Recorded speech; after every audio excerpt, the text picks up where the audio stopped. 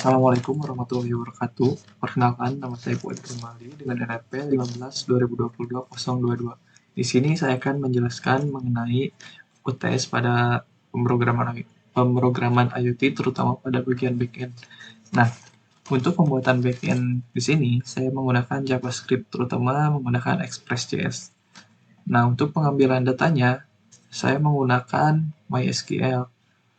Nah, karena masih tahap development atau masih tahap lokal, saya di sini untuk hostnya memakai localhost dan user, password, lalu database name-nya. Nah, untuk teknik pengambilan datanya itu sendiri, saya di sini menggunakan file yang terpisah, yaitu pada sensor controller.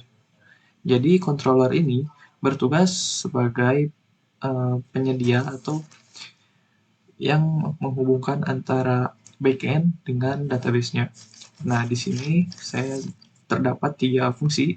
Yang pertama itu yang all, artinya all ini adalah nge-fetch data atau mengambil data dari keseluruhan yang ada di tabel cuaca. Lalu yang kedua ada find.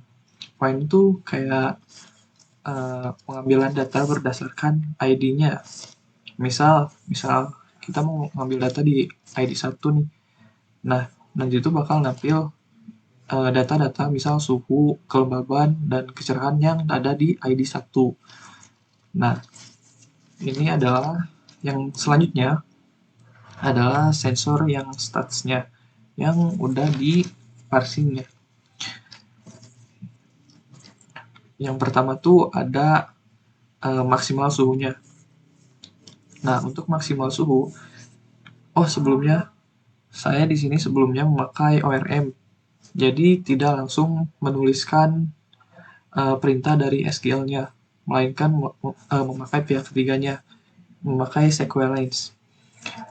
Tapi sama aja, nanti akan menghasilkan script SQL. Nah, yang pertama itu untuk suhu. Sama saja seperti select maksimal pada tabel, lalu akan menghasilkan nama baru maksimal suhu dari tabel cuaca. Seperti itu. Lalu yang ke bawahnya juga ada min suhu.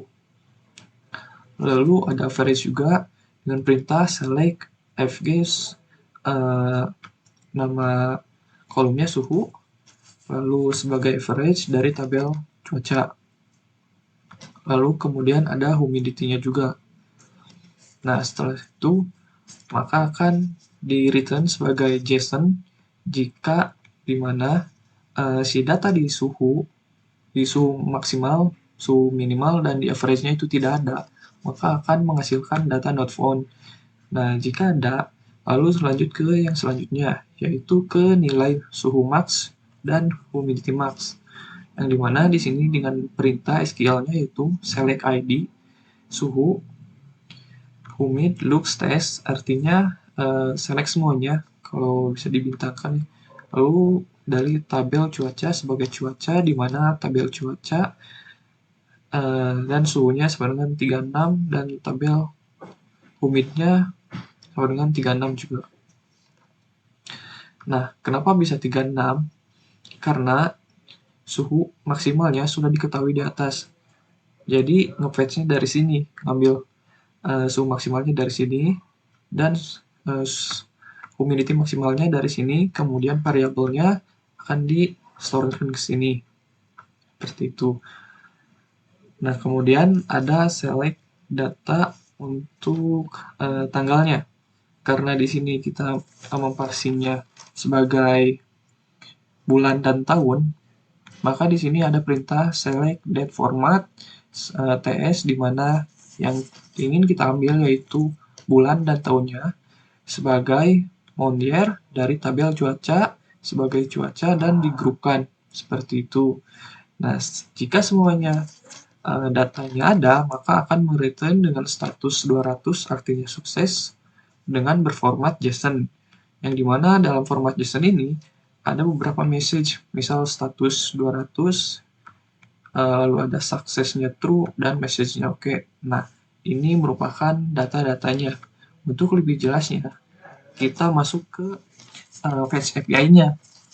Nah, di sini sebelumnya untuk routingnya saya membuat 3 root. Yang pertama itu stats. Stats itu yang tadi dijelaskan, yang get sensor, yang sudah diolah, ada maksimal minimalnya, lalu ada berdasarkan ID-nya, lalu ada all-nya.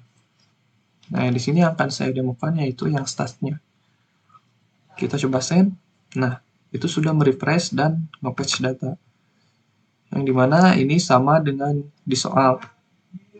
Jadi terdapat datanya dengan suhu max, suhu min, average, lalu nilai suhu max, suhu min max dengan 2 array, lalu ada moniernya dengan array-nya juga, seperti itu. Nah, untuk selanjutnya yaitu kita bisa melihat di JSON editor ya, seperti ini, yang sudah tersedia di bagian kanan layar. Ini sama seperti contoh yang ada di soal, seperti itu. Nah, si data API ini akan dikirim ke dashboard yang dimana sudah saya buat sebelumnya. Kita beralih dulu ke sini. Nah, data tersebut akan dikirimkan ke dashboard berbentuk website, yang dimana sama seperti tadi, untuk max temperaturnya dan minimal temperaturnya disimpan di sini, lalu ada average temperaturnya. Setelah itu ada min max dan humid max-nya dimasukkan ke sini berbentuk tabel, kemudian ada maksimal pada bulan dan tahunnya, seperti itu. Mungkin sekian penjelasan dari saya. Wassalamualaikum warahmatullahi wabarakatuh.